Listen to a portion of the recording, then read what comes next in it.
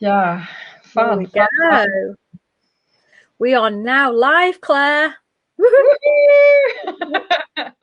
Hello, rebels and role breakers. Welcome to another Rebel Role Model interview. And we have the lovely Claire Humphries today, who's got some absolutely fantastic things to share with us, and really does that whole sort of being yourself part of rebellion really, really well. So I'm going to do a little intro, Claire, according to your sort of bio and whatnot, and then we'll get you to kind of expand on that a little bit. Sure. Cool. So, by the way, anyone who's watching, I know we've got a couple of people in now. If you haven't given StreamYard permission on your settings, we'll not be able to see your photo and your name. So just if you're here, just give us a hi or a wave or tell us who you are sort of thing. And feel free to interact, chuck in some questions for Claire, tell us how, what your thoughts are and so on as we go along. That makes it even more fun. So Claire, so her bio goes a little like this: from air hostess to responsibility for the nation's exam papers, Claire escaped from a life of rules and conformity. Doesn't get much more conformed and rule bound being responsible for error-free A-level and GCSE exam papers at Cambridge University, flipping out, to becoming her own woman as a self-employed multi-potentialite. I love that. It's a great word, isn't it? Fantastic word, and got a lot of syllables in it. After training with a physio, she decided to become the back care expert, but soon realised she needed specific skills to start her own business. So she created a women's networking and business coaching group to support, learn, and teach. And over the last 8 years has brought all of her skills, knowledge, and intuition together to help others find their joy and purpose, connect to their inner wisdom and power in a holistic way, and becoming a holistic coach and therapist. Something else that's very dear to my heart, you're a singer as well in 2 different bands, aren't you? So we have that as a like-minded common interest. Yeah. And you also work with your partner David as well on Reiki and spiritual stuff. Tell us more about all of that, because there's so much good stuff in there. Oh my God, yeah, mad. When you've asked for a bio, I was kind of like, oh my God, where do you start? Yeah, we're not 2 lines, are we? It's very hard to describe a whole person in a couple of lines. Absolutely, yeah. It was kind of interesting. It's like, yeah, what do you say? What do you leave out? Yeah, just thinking back to the journey, I suppose I've always been really open to everything and wanting to experience stuff. And yeah, so I've done lots of different things, taken lots of different turns and been open. And I really resonated with something somebody said in the group the other day about, kind of not knowing what they want to be when they're a grown up kind of thing. And I've always had that feeling of like, oh my God, I'm in my 20s, 30s, 40s, and I still don't know what I want to do with myself. So yeah, and I've just been really open to everything. So I've done crazy things like, went and became an air hostess in Saudi Arabia, random stuff. I became a surveyor. I got offered a job as a surveyor and took it. Didn't know what a surveyor actually was, but I took it. All kinds of just ridiculous nonsense and random turns, but always rewarding. And I suppose if you have the right attitude, then you're open and you go with it and accept that it's all part of the journey and part of your learning. So nothing's wasted and everything brings you to where we are now. With that, nothing's wasted. Would you describe yourself, or would you class yourself as a pretty risk tolerant person then? Or is it just sort of an intuitive go where you feel you need to be? That's a really interesting question, actually, because I would consider myself as very risk averse. Right. And yet, when you look at, all the stuff that I've done, I think to myself, well, actually, Claire, how many people would have actually, just gone? I mean, when I think I was 18, and I can remember phoning up. I thought I wanted to get out and go abroad, and I remember phoning up this au pair agency saying, have you got any jobs in France, because I'd been studying French, and they were like, no, but we've got one in Valencia in Spain if you want one. So I just went, okay then, I don't speak a word of Spanish. I didn't know anyone in Spain. You know, it was just kind of like, okay, and then I just went, you know, with no further thought, you know. Yeah, funny, isn't it? So but maybe you are then cautious, but I think I'm cautious in some ways to risk, but I'm also very open and I'm curious. I think I'm open and curious. But I'm very considered. Like, I wouldn't have just gone off and traveled randomly around the world. Like, I've gone and I've got jobs abroad and stuff like that. Do you know what I mean? So there's a balancing. There's always a balance. I think I'm quite careful, actually. I'm not a crazy wild rebel, just go and, you know, go whatever, you know. But yeah, it's interesting, isn't it? Because when you look at your sort of frame of reference for what's rebellious and what's wild, when you talk about the things that you've done, actually to a lot of people they'd be really scary and really quite rebellious and out there. Obviously to you in the context of your world and your mind, I guess, and soul, you know, you've made those decisions intuitively, and like you say, been open and curious. And I suppose you look at everything collectively and it looks like a lot of big deal stuff, but incident by incident and increment by increment, I guess it probably feels different in the moment, doesn't it? Yeah, it's funny, isn't it? It's funny also how we see ourselves, of course. And also I feel like I've always had that duality thing, you know. I've always felt that whatever I say, I can immediately say the complete utter opposite about myself, you know. And that's been quite a challenge, actually, through my life, you know, to sort of work that out. But I think doing you know, when I came to learn about parts work, that massively helped me with that. But yeah, it's still quite a challenge to realize. But I think that's good as well. I suppose that just goes to show how kind of open I am to experience, and I'm always open to be challenged and to change what I believe. And I think that is the rebellious spirit. You know, I'm not a big sort of, you know, stand up and shout and make a big deal, but you know, I kind of go my own way and I follow my convictions and do what feels right and what I feel is needed, whether anyone else knows it's needed or is ready for it. And I think that's what, you know, rebellion in the context of this community, that's exactly what it's about. It's about, you know, the ultimate act of rebellion, I think, in our current world is being yourself wholeheartedly and unapologetically. That takes courage and bravery, because the risk that comes with that is some people aren't going to like it, and you have to kind of come to terms with that if you want a fulfilling life as your whole self. So tell us more about, so you mentioned part works, tell us more about that and some of the other work that you do then, Claire. So I came across parts work really during my, you know, through my own explorations, trying to understand more. I've always had a kind of voracious appetite for understanding myself and fixing myself, because, you know, as you said, you know, we don't always believe that we're good enough, worth enough, and all of that stuff. So I suppose a lot of it's been my own journey that I've gone on, and just kept on exploring. And the parts work was just something that just, wow, you know, just blew me away and really helped me to kind of find some of that balance in my life and give me a framework to move forward and understand, you know, becoming aware of parts of us like the inner critic and the perfectionist and the pusher. And oh my God, you know, just revolutionary. And being able to use that, you know, in my work with clients has been amazing, you know, where people have come in and had no confidence, and it's like, well, you've got a confident part, let me just help you with that. And they're just like, wow, you know, just walked out, you know, like practically striding out with sword in hand, you know. It's just like, oh man, this is amazing, you know. It's really transformed my life. Isn't that exciting though, to be able to transform your own life by transforming other people's lives is a massive privilege, isn't it? And it's incredibly fulfilling and exciting. You know, definitely. I totally feel that. And it, you know, I can hugely resonate with, you know, when you talk about this stuff, you light up hugely. And, you know, this is what you and I are both in our different ways trying to help people do, aren't we? To find that thing that lights them up. Yeah, that's exactly it. Doing, and that's an incredible privilege, isn't it?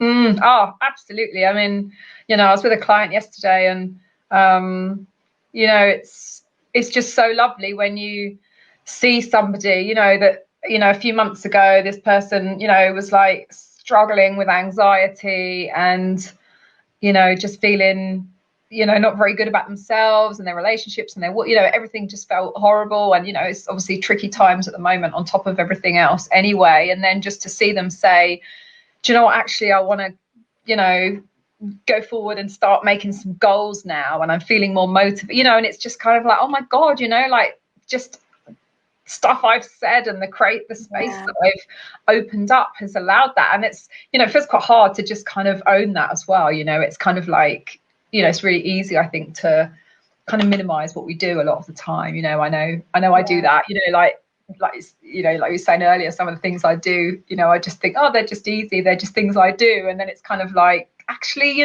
sometimes you have to stop and acknowledge yourself for those things. But yeah, I do find that difficult sometimes. But yeah, it's amazing work. It's like you say, it's a privilege. Yeah. Sorry, I just had to mute there. I just noticed you muted yourself somehow. Apologies. What I was trying to do, Claire, is to figure out who's saying hello to us in the chat by looking on the Facebook group, but I can't seem to switch the sound off.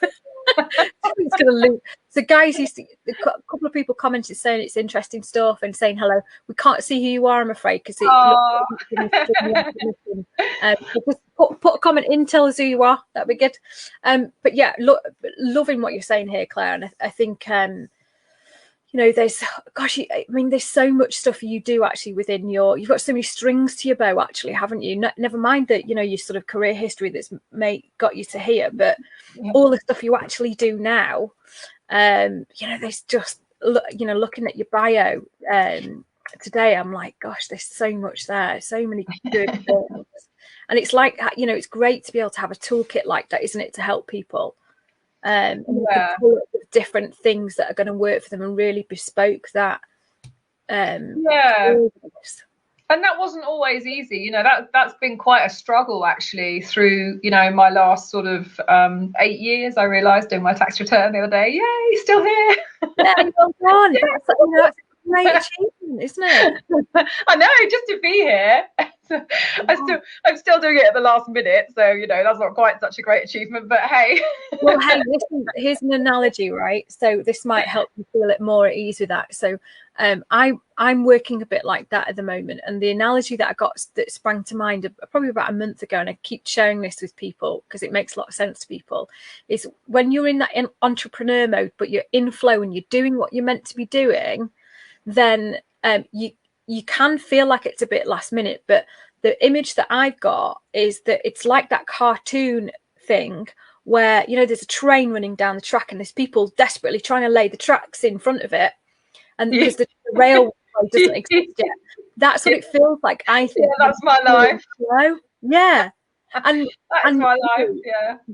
It actually makes, like, what I found is when I'm doing what I'm really meant to be doing, that lack of that, almost not quite last minute, but a bit more winging it, feels actually much more comfortable than it normally would do, because I'm in the zone of genius. And that difference. Yeah, it's interesting you say that, because I mean I've kind of struggled quite a lot with because obviously I do the some of the business marketing online website-y stuff, so I do all that stuff, and then I have the kind of like deep as you like, because deep as you want to go, I will hold you kind of work on the other side of it.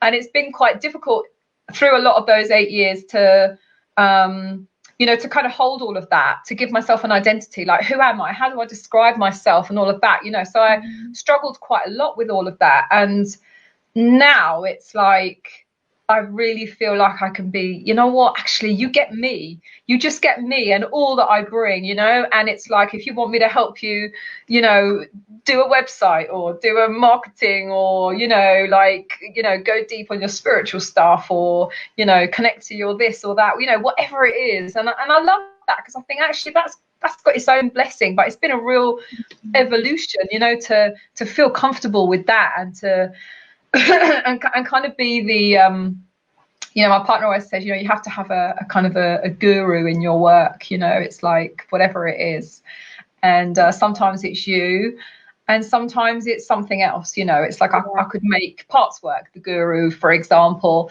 You know, and I think I went through a lot of that, putting the hero onto the other thing that I was doing. Oh, I'm a massage, I'm a back care expert, I'm a this, I'm a that, and now it's like, I am me, and I can help you. Actually, I've got to be the hero in my own story if I want to move forward, and that's, you know, it's scary, but it's kind of like, actually, yeah, you know, for some of us, and I felt that when I was reading that. Sorry, I forget the guy's name now in the group. You know, it's like, Phil. you know, Phil was it. You know, it's like we have to. For some of us, we slot in, don't we? We slot in, we can work wherever and do a job or whatever it is. But for some of us, and I'm guessing you're probably the same, because that's part of that rebellious thing, it's like we have to carve out our own. And like you said about the rail track, it's literally that. It's, you know, I always picture myself being that kind of pioneer, you know, right, I'm the one out at the front and I'm hacking down the you know, the trees to get to that first, you know, to lay that first track so that everyone else can follow. And I always think to myself, you know, I'll go first so that I can bring you forward, and I'll do the scary. And that, you know, it's quite an emotional resonance just saying that, you know. And it's hard there, like you say, because sometimes it's like, fuck, where's this going? And you know, is anyone there? Oh my God, yeah. I'm so, you know, I'm getting that resonance thing now. Like that is just really lighting me up, because it is bloody hard being that person. Yeah, you know, I've had the most of my pain has come from trying to be smaller than I am, or raging against the fact that I'm being asked to be less of who I am. And it's painful and it's horrible. I had a conversation with my mum a few weeks ago, and we're talking about somebody that we know, and I just have this ability when I talk to them to almost accidentally antagonize them, because I ask questions and I challenge, and not in an aggressive way, but just naturally with the sort of things I might say. People. And my mum says, I don't know why you do that to yourself. You just end up, you know, causing yourself a problem. And I'm like, no, I can't help it though, Mum. I can't switch it off. And it's not like I'm purposely going out to, yeah, exactly. I'm not purposely thinking, right, I'm going to cause a ruckus now, or I'm going to challenge this person. It's just who I am, and I can't help it. And it's really hard to be that person sometimes. And it's there have been times where I've thought maybe life would be easier if I was just, you know, able to conform, but I can't.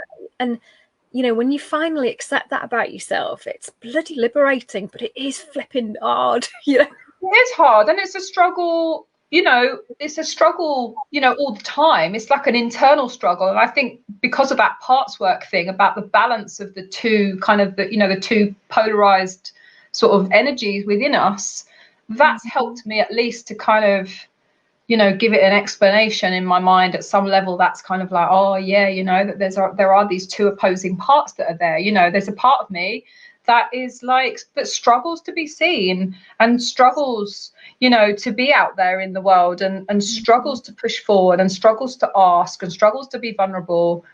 And actually, you know, even just saying that, you know, I realize how far I've come, that I can actually, you know, even say that, and I'm proud of that now.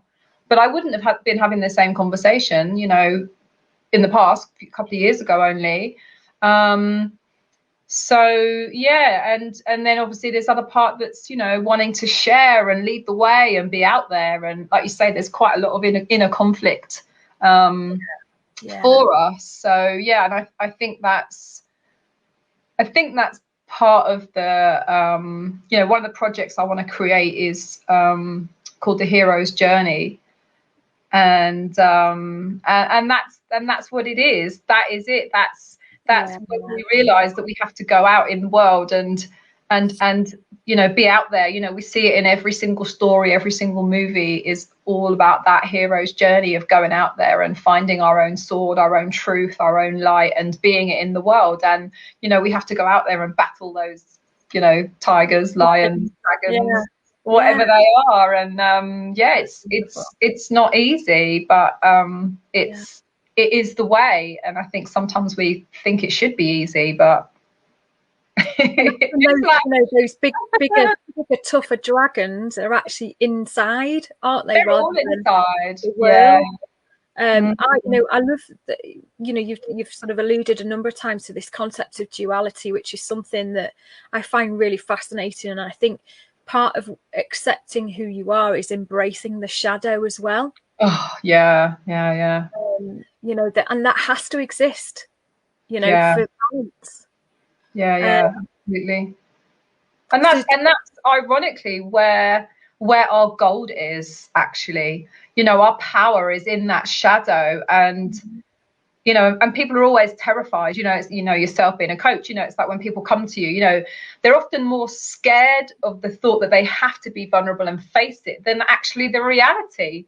I always say to people, it's like, it's never going to be as bad as you think it is, because you've spent your whole life trying to hide it away. And how much energy we put into hiding all that shit and that stuff and that shame and guilt and all that stuff. And it's just like, doing the work isn't anywhere near as painful and as draining of energy and resources as that is, So yeah. Actually, one of the things I find quite interesting, and has happened to myself when I've been coached, I, as someone who is, works fundamentally in self-mastery and helping people with that, when you go to a coach, or when clients come to me, I don't know if you experience this, quite often one of the things that they struggle with is the concept that they feel they might be judged for not being perfect already, which is crazy, because if you go into somebody for help, it's because you've got something you want to work on. But people try and, they come in to these first sessions and almost puff up to, to try and appear stronger than they are in case there's a judgment involved. And, that's a really, when you have the ability to strip those layers back quickly and get people to admit to themselves who they really are, then that's when the good stuff really starts to happen, and you can, make those shifts forward so much faster. Yeah, definitely. And I think it's interesting, I suppose, because coming from a non sort of traditional, route through this and bringing all of these things into what I do, I guess I'm not tied to any kind of approaches, and so as a result I feel like I fit outside of all the boxes of everything. And so I do my thing, and I'm much more myself. And I suppose one of the things I learned from parts work is, like, when I do that, it's like you have to create the rapport instantly. And so for me, that's the gem, that's the challenge. That for me is like the juice. It's like, so being able to do that really naturally is such a blessing to the work, because you can go to places much quicker. And interestingly, I kind of just learned about the rapport as a natural thing through my own upbringing. So it was always something that was kind of natural to me. So it's really interesting when someone was like, "Oh, this is actually a technique. This is a thing." It's like, oh. How do you teach something you've always been able to do naturally? It's a strange thing to articulate it. Yeah, it's really funny. Like, oh, people learn this. I just went through it because of certain things that happened in my life. So it was kind of interesting. But yeah, for me, I want to make a difference quickly. I suppose I'm quite passionate, stroke impatient, whichever way you want to frame it. And I want to get results quickly. I don't like this. I want to empower people as quickly as possible. It's kind of, if people come to me, I've had people come to me in the past and say, "Oh yeah, I've been learning, I don't know, I've been going to see somebody for EFT." And it's like, "Oh, and are you doing it on your own?" They're like, "Oh no, I haven't been taught how to do that." I'll be like, "Oh, yeah, that's interesting." Yeah. It's like, I'm going to hold you. You want to teach the man to fish, don't you? Essentially, is what we're talking about here. Not people holding somebody. Yeah, absolutely, absolutely. I think that's exactly the analogy. Yeah, giving people the fishing rod or whatever it is. Yeah. Absolutely, yeah. Because if I you know, if I had somebody that came to me and said, oh, I've been working with this coach for like 2 years or whatever, do you know what? If you're working on separate things as you go along, and and that's really dialing up as you go along, and that's the person you're loyal to, then fantastic. But if you're on a journey that's like, you can't, you know, you're not being enabled to facilitate that for yourself, then that's something I'd be suspicious of. You know, I know it sounds silly, but the comparison that immediately springs to mind is, so my brother is a hairstylist, and he always says that he gets really annoyed when people come to him from other salons that have had haircuts that are purposely made to last a very short space of time, so they have to keep going back more frequently. And I think, you know, there is a lot of unscrupulous people in our sort of business, isn't there? Yeah. That can sort of perhaps not have the right intentions to help people help themselves, and that's what it should be about, you know, empowering people to empower themselves.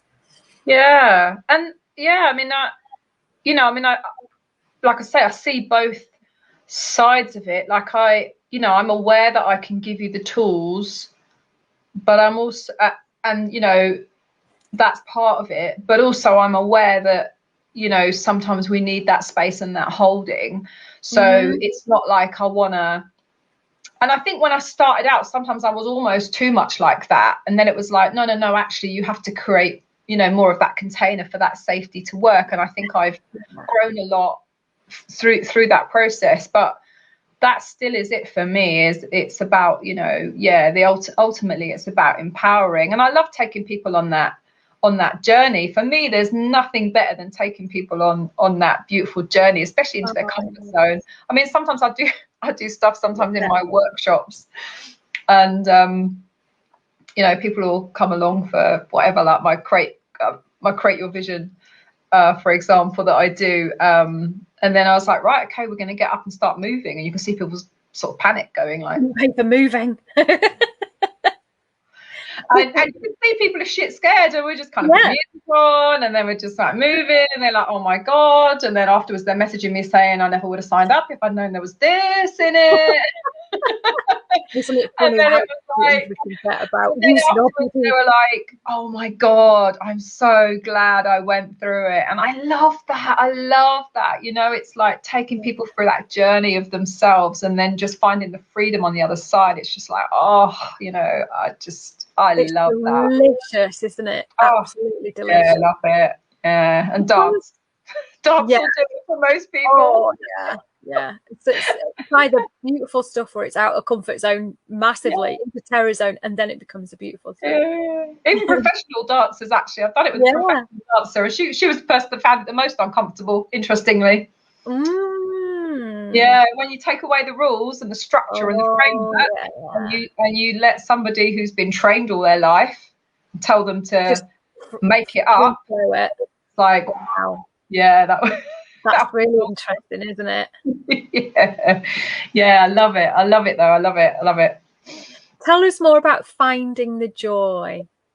Well, that was something I kind of created last January, actually, a year ago. I wanted to see if it was possible to create more a feeling of joy, so that joy felt more like the default. But I love that. But not in a, you know, I really rail against the whole positive shit movement that fucks me right off. Fluffy woo-wah kind of, life is always going to be amazing if you choose for it to be. Well, actually, no, it's not always amazing, but it's what you do not so amazing. It's going to make it great. And that's and again, there's that duality, that struggle of wanting to say to people, you know, let me help you find the joy, but I'm also going to help hold you scrabble around in the dirt as well, so you can kind of deal with that. So I always feel like I have a two-pronged approach. It's like, yeah, I can give you the, you know, the stuff that will give you the instant joyfulness and all of that, but what I really want to do is help you to deal with whatever's stopping you, because joy is your birthright. And so I really want to give that, you know, because it's that. I'm so with you on that, Claire, and I think that's the thing that can set you apart in this sort of industry, that you know, if you are not only prepared to get, you know, messy with people, that you actually seek that out, because that's where the, you know, like you said before, that in those shadows, that's where the gold lies. I think that is really, really very, very important, because we are messy as human beings. You know, I've worked with people before as a coachee. You know, I had one coach who was absolutely amazing at the, you know, the success stuff, but perhaps wasn't ideal when it, you know, when I was really dark and down and on the, those, you know, that bottom of the pit kind of days, where it was really a struggle. I felt kind of on my own, and it was like outside the remit of what we were doing. And I think you have to be, you know, what's difficult is not going beyond the boundaries where you're actually sacrificing your own energy too much that you can't serve others well, or you're going beyond the appropriate boundaries of support.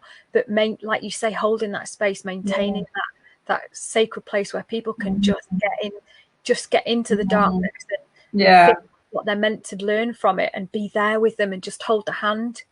Absolutely. So important. It is, yeah. I mean, for me, that's, you know, that feels to me like where the real work is, and that again is something that lights me up, that real deep holding. It's like, you know what, I'm never going to judge you. And you know, I feel myself getting really emotional just thinking about it. You know, there's nothing more beautiful than seeing someone in that vulnerability, you know, when they're there with their, you know, eyeshadow, whatever, their makeup running and their tears flowing, and they're thinking, oh my God, I'm just hideous, I'm horrible. And, you know, they're feeling all these, you know, making all these judgments about themselves. And I'm just like, oh, you know, let me just, you're giving me goosebumps, Claire. You are right now. And for me, that's, you know, yeah, you know, what can I say about that? You know, it's just real, you know, it's just raw. It's like, what a privilege that is, to see that, you know, for someone to be in front of you and be able to you know, to show their wounds and open up, you know, all of that, you know, that's painful, but that's the healing. That is the work, you know. And for them, you know, again, you know, that's a massive privilege, isn't it, to have people show you stuff that they won't even show their closest friends and family, you know. That's I mean, that's something that you have to deeply honor and, you know, really cherish and treasure. Definitely care of for people, you know. But like you say, like you just said yourself, in your own experience of that, it's like, if you don't have a coach or therapist or whatever that's comfortable with that, then you can't serve them. You can't. You might have all the certificates in the world saying what an amazing coach you are, but if you start feeling uncomfortable when someone unwinds or wants to feel their anger or whatever it is, it's like, you know, it's like, trying to pull them along. Let's clear this up. Let's, you know, that kind of like, the anger bit, because I can't go with it. So it's like, you know, and I was, again, you know, from parts work, as I say, I learned so much from that. It's like, you know, you can't hold it if you haven't been there yourself. You know what I mean? It's like, if I haven't looked at mine and not been aware of mine, I can't hold yours. You know, it's like, you kind of have to do that work yourself. And that's not to say that you have to be perfect. I don't feel I have to be perfect. I can still be human, you know, and I can empathize with you and I can be real with you. But do you know what I mean? It's like, just being willing, you know. I liked what you said as well about not being perfect. I think one of the things that I found enables me to connect with people on a deeper level is the fact I'm quite happy I'm quite open about, you know, not being polished, perfect, on a pedestal. You know, I'll show people my vulnerabilities, and you know, I'll be a real person with them, and you know, it's a human to human relationship rather than client to coach relationship, you know, because we, you know, as a coach, you learn so much about yourself and about the world just by being able to be in that place, don't you? By, you know, by working with people. And sometimes I will share things with clients about me, which I think for some people, you know, might be like, oh, you know, that's a bit strange, you know, but it's like, you know, what if it's relevant?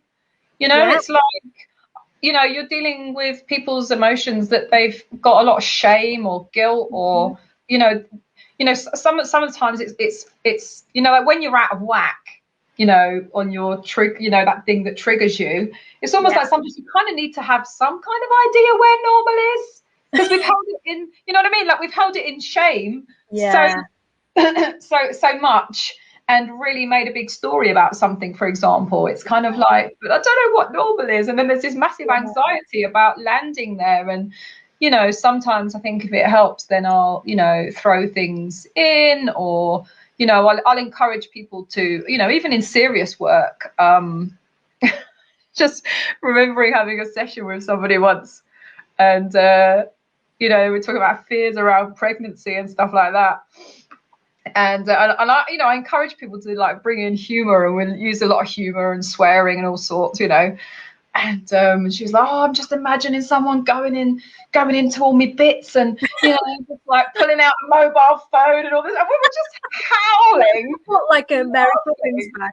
You know, it's just like, I'm just picturing all these people poking around, and you know, this pregnancy, you know, giving birth, and you know, and it's like, it's so good to, you know, to name that darkness, to name that fear and bring it out. And sometimes humor is the way that works. It's like, you know, we can blow it up and allow the most ridiculous thing, which is probably the biggest fear you've got, to actually be said, and then laugh about it, and you know, kind of be with it and say it and not have any judgment around it. It's like, you know, the way it just goes, doesn't it? It just, oh, that's okay. Oh, it's interesting. No. that whole sort of pregnancy, oh my God, there's going to be people down there thing, you know, that's something I've heard a lot of women talk about recently, actually. You know, that those fears of like you say, someone pulling out a mobile phone and like, you know, oh, look at this, let's get people into this will have to go to medical. You know, people imagine mad things. If you really dial it up to the extreme, that can just dissipate things, can't it? And definitely. Yourself in that position, that's going to be the last thing you're worried about anyway, when you're giving birth. That's it. And again, I think a lot of it comes back, you know, to, especially I think for us women, you know, we're really brought up, I think a lot of the time, and I know I don't want to generalize, speak for everybody, but I see it a lot, you know, and you know, there's a lot of perfectionism that comes in, and it's like, and we've been kind of sort of cultured that way, you know, and brought up and to, you know, believe we have to be kind of perfect and present. It's like, oh, you know, I'm going to be seen, I have to put some makeup on, I have to look pretty, I have to be perfect. And then you're going to do something like give birth, you know what I mean, where you couldn't get more primal and more blooming, you know, natural and raw. That's it. And it's like, you know, you can understand how, again, you know, going back to the parts work, how those two polarizing energies, like this part of us that's like, I can only be accepted if I'm perfect, and then it's like, fuck, you know, what the hell, you know, I might bleed, I might shit myself, I might, you know, like, God knows what's gonna be, woo, you know what I mean? Like, you can see how that inside, back to that duality, you know, it's just like, you know, it's hard to hold all of that, isn't it? In a society where it isn't always felt like it's okay to be okay with, you know, with all of that. And it's that, you know, that sort of, the thing that strikes me about that situation is, you know, we're so into control and and everything being within parameters and measurable and blah blah blah. You get a situation like, you know, giving birth, then all of that goes out the window. You might be screaming at your partner, you know, sort of swearing blind that you're going to kill him. You know, all sorts of stuff's happening to your body that you have literally no control over, and there's hormones and stuff going all over the place. I mean, that there's no control there at all, is there? No, and like you say, the reality is that life is messy, and you know, by not embracing that and by suppressing it, you know, we're hiding so much of ourselves that is natural.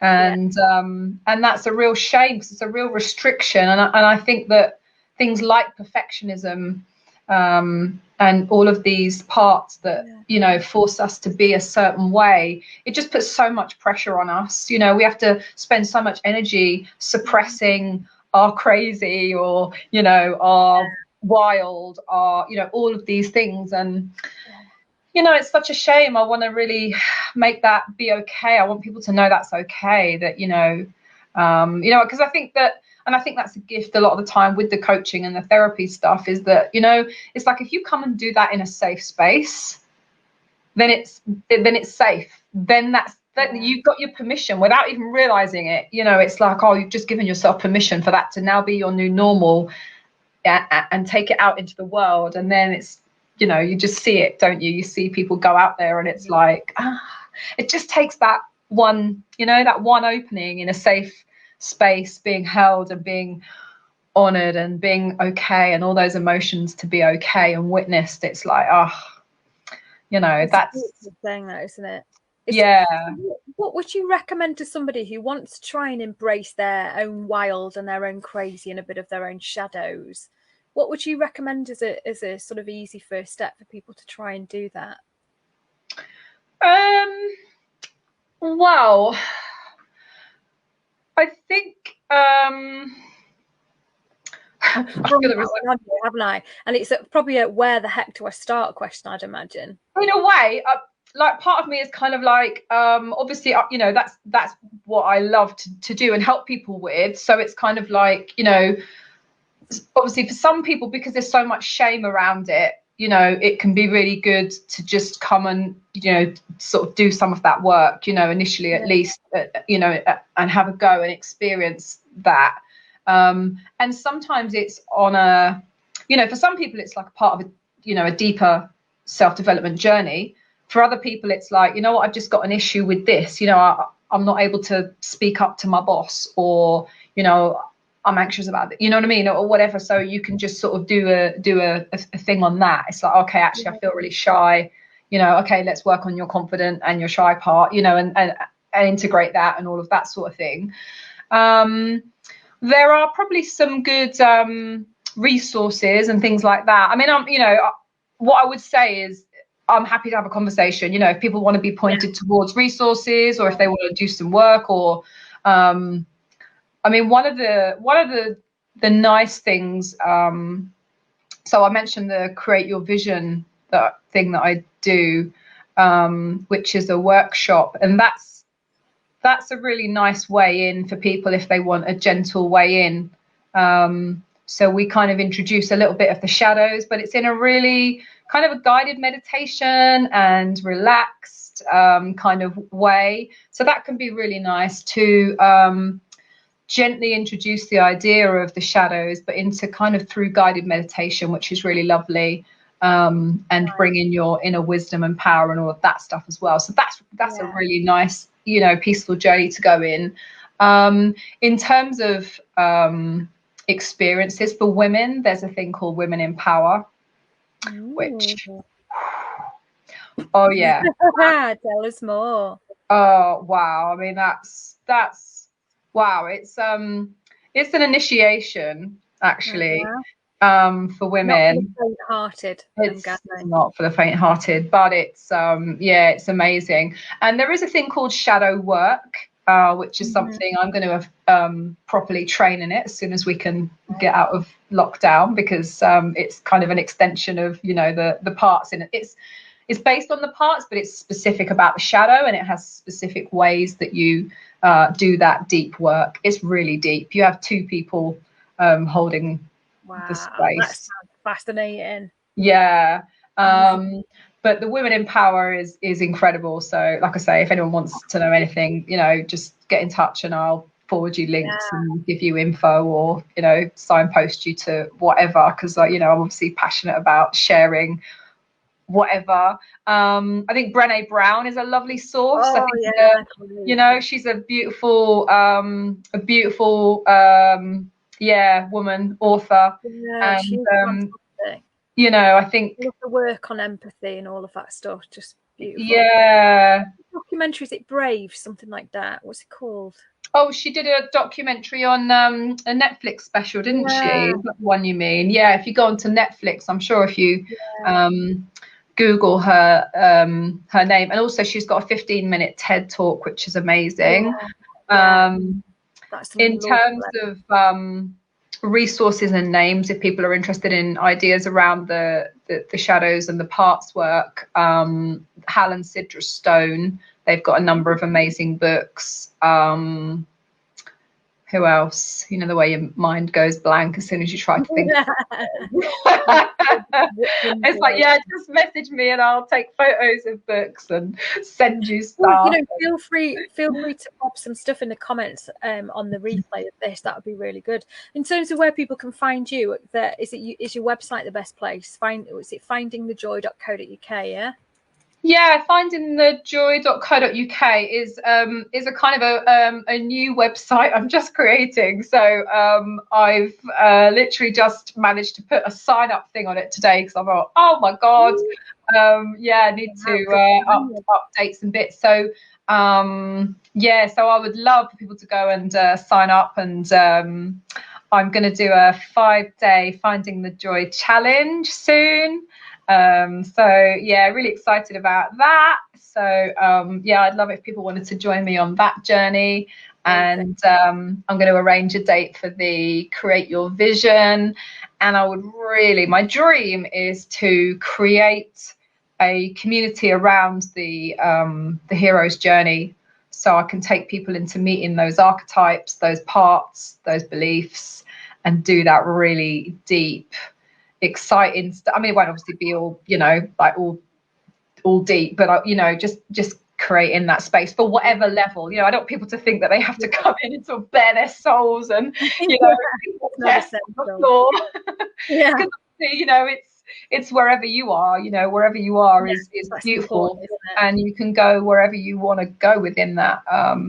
So those are my kind of passions, and obviously the work that I do with my partner, who is popped into the chat. Your website address has just magically appeared as a comment, and I'm going to assume that's David that's done that.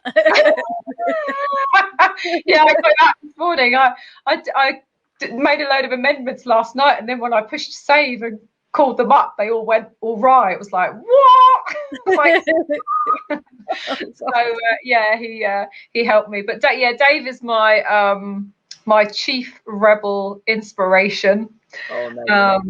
Partner in crime, and his stuff really inspires me, and what he does, he's really, I would say, maybe even further out there on the edge than I am, which is and we haven't talked about any of that stuff. Like, I mean, me and him, we kind of hang out on the edge of reality, exploring the nature of reality, conscious creation, all that juicy stuff.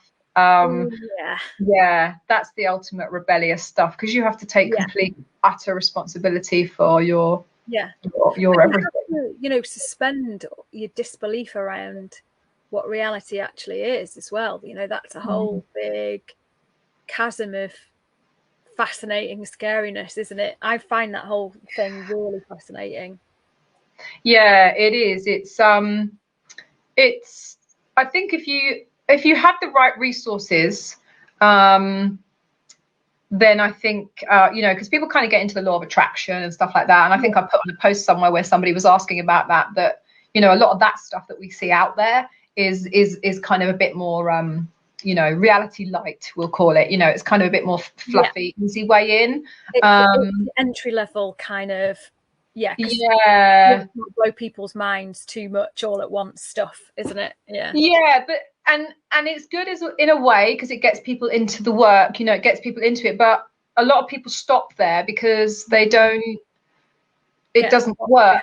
It doesn't work because there isn't the practical truth and information behind it that makes it work. Hallelujah, Claire. Do you know, this is beautiful synchronicity, because last night with my Rebel Yell members, we were talking about just this on our group coaching call, and sort of, we talked about the secret and all of that stuff, and actually what's missing from that, and what's behind that, and what the mechanics of that are, that actually make it work. And you know, your classic secret stuff and all that is great to get, you know, some level of awareness around it, but it doesn't work alone, you know. It doesn't, no. And it ends up being called woo-woo because the application of that and the investment in, you know, energy that it takes to make that, you know, real for people is not something that everyone can maintain unless they understand really how it works and why.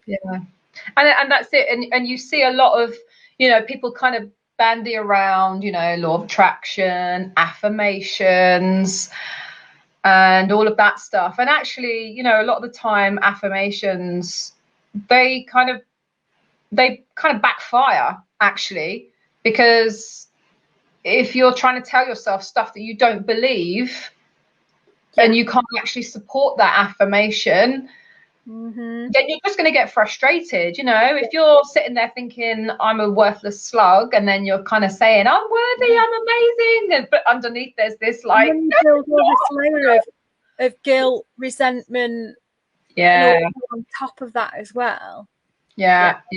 So there's a value in the simple introduction, but I think actually if you really want to know, then you know you need to go to the source. And I will say that the source is quite complex and dense reading. It's called the Seth material, and David, my partner, is an expert in it. It will give you the truth, and it will give you the practical truth. There is no woo-woo in there. There's no woo-woo. It's very practical, but it's the ultimate spiritual source of information. I mean, it's incredible. I'm really hoping David's name comes out of the fishbowl sometime soon. Oh my God, you definitely need to be having this conversation with him, because all the stuff I was thinking I was going to talk about about conscious creation, he'll be able to do it a lot better, and you need to speak to him. Honestly, you won't find anyone, I don't think, that's more rebellious actually in the way he lives and works. And good things about this. It's questioning everything.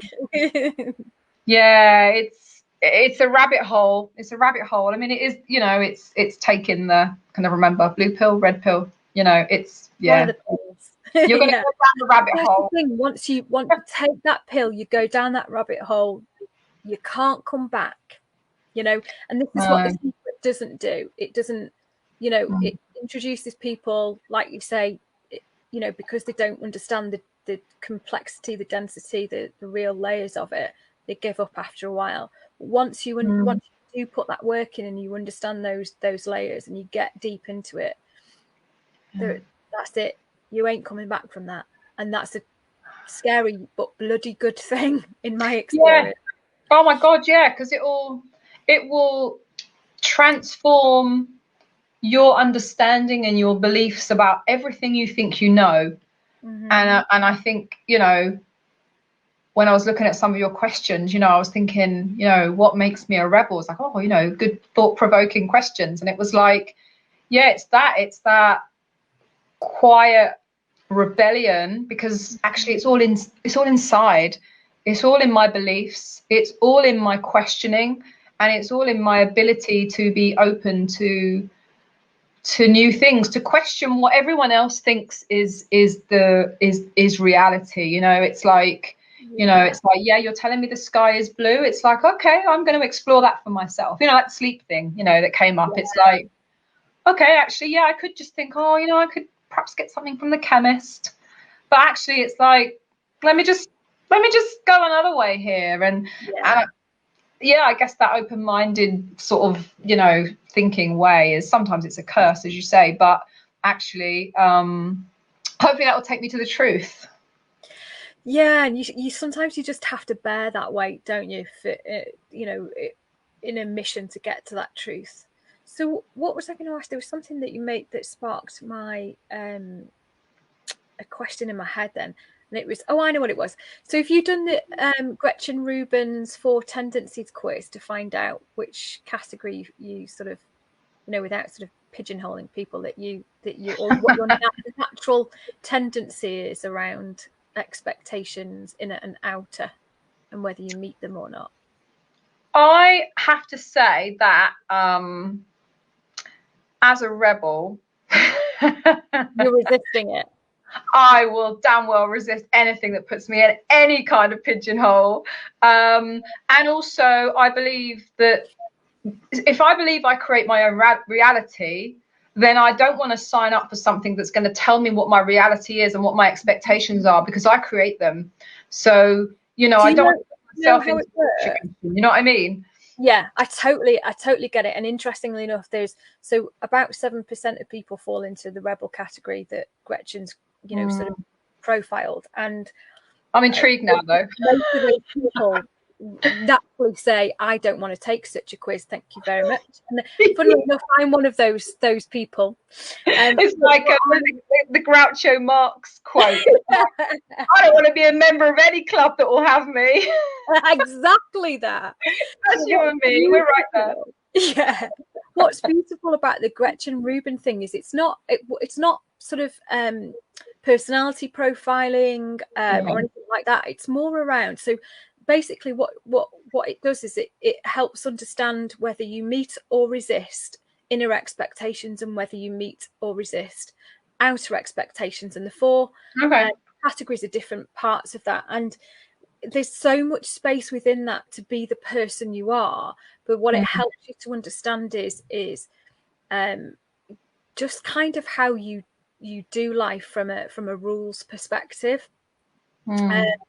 And there's a rebellious element in all of them, and I think one of the probably the most common category is questioner.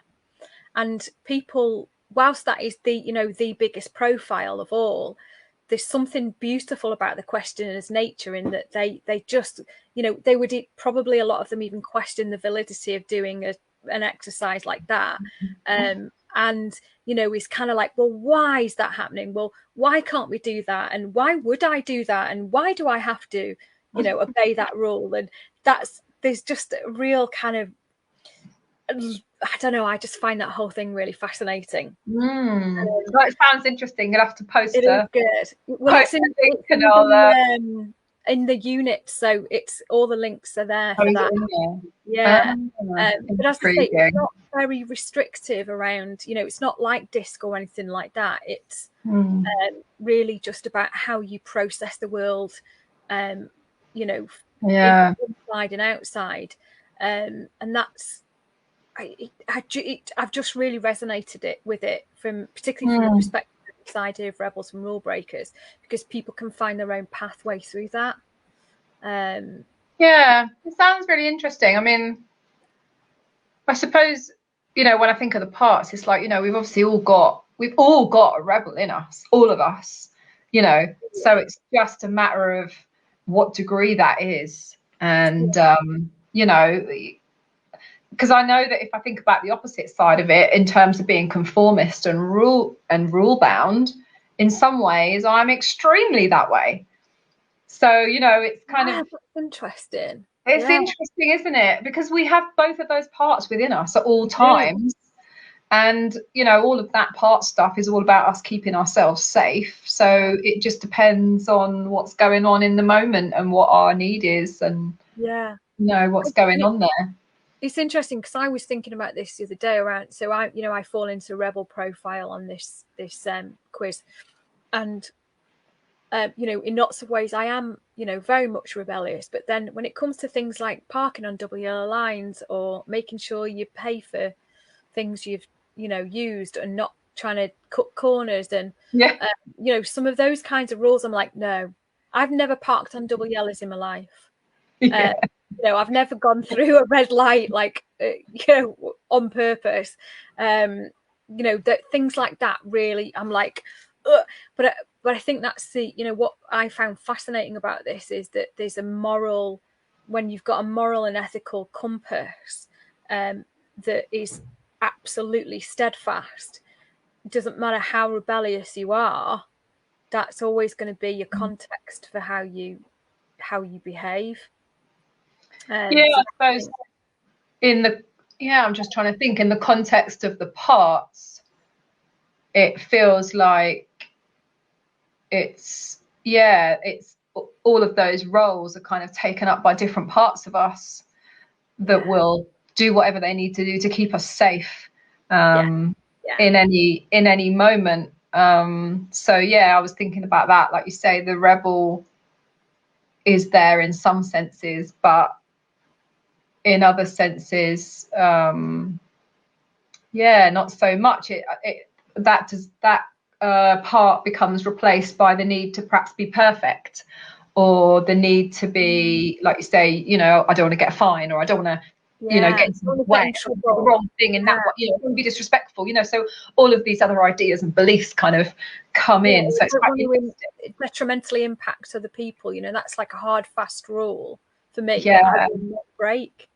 Yeah, well, that's it. I mean, you know, I mean, this where it's really interesting doing the part stuff is one of the things I do in the first session, which is always interesting, is work out what our primary parts are. So what the parts are that kind of lead us most of the time. Yeah. So, you know, we go in there, and often that one, like you say, is a pleaser, where we'll put other people's right or need or whatever above. So that supersedes our strong rebel, for example, if you know that one's sort of stronger. So it's really interesting working out what those are.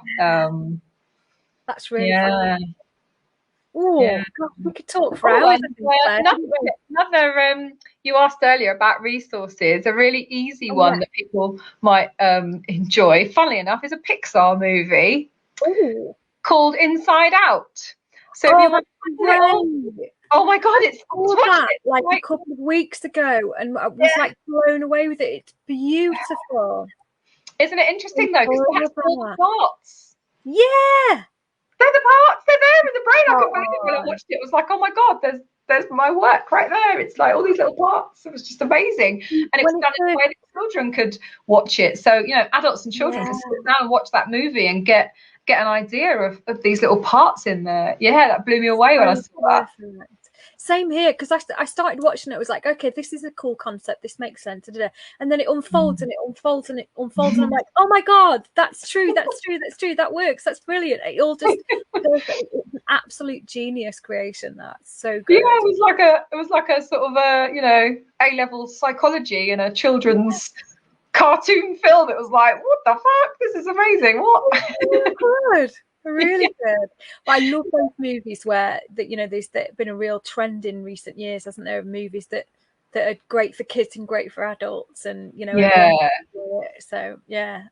That's a real that's a real blessing, isn't it? Because it's nice, isn't it, to have stuff that you can watch with your children or your family that feels like, you know, you're both getting different stuff and, you know, resonating in different ways. But, you know, I think that's amazing. Yeah, that is a talent in filmmaking. Yeah. So it's Rachel saying, "Oh my God, I love Inside Out with Bing Bong." Yeah, it's fantastic. Bing Bong was now.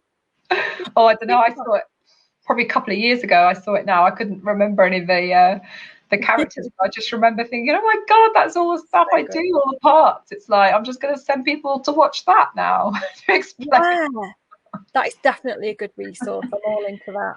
It's a nice one. I think it's the nice thing for children to learn about different ways. Because like I say, learning about the parts work has, you know, transformed my life. So if people even just get like a tiny taste of that, and it opens up some kind of possibility, because there are so many lessons to be gotten from that work.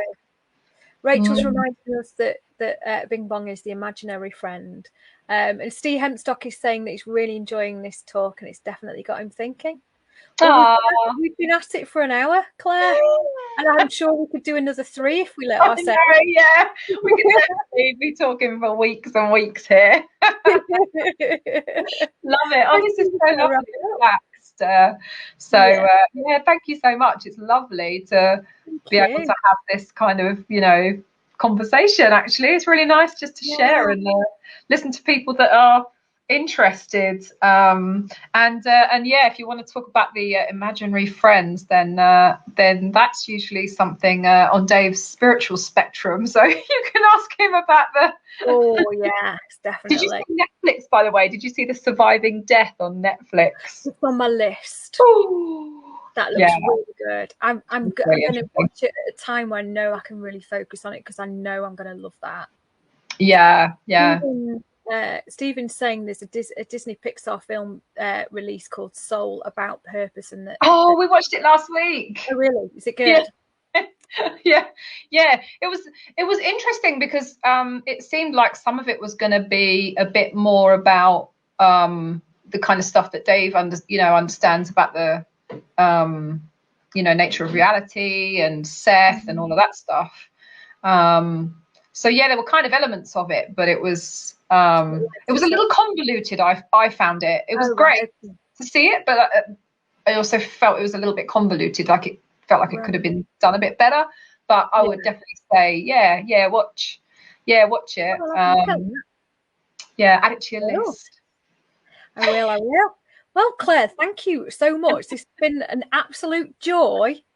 I'm going to play us out with a song that I think might be appropriate, possibly. I say the same thing twice. I'm awkward when I speak. Ain't got the perfect smile. Don't turn heads on my street. Love it. Everybody else. Love the words to it. It's my little. Love that joy. That's cute. Yeah, do it good. Yeah, absolutely. Yeah, always good to have a lunchtime boogie. Shimmy. I hope they're all dancing. I hope you guys are all dancing out there, having a little boogie in the kitchen, in the washing up. Thank you so much, Claire, and thank you so much. It's an absolute pleasure to be here, and thank you for anyone that's watching and listening to me rambling on. Thank you so much for your kind comments. It's been a real pleasure. Thank you. See you soon, everybody. Lots of love. Bye.